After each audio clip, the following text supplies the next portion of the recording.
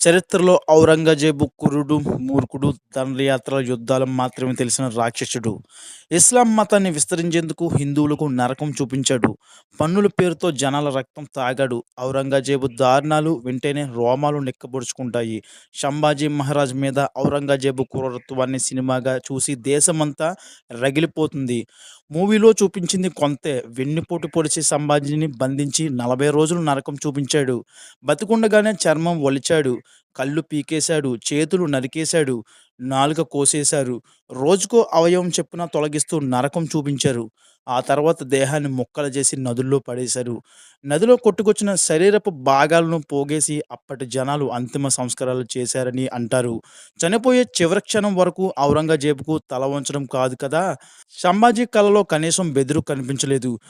అది సంభాజీ మహారాజ్ అంటే. ఇస్లాం మతం స్వీకరించాలని సంభాజీతో పాటు ఎందరో మత గురువులను హింసలు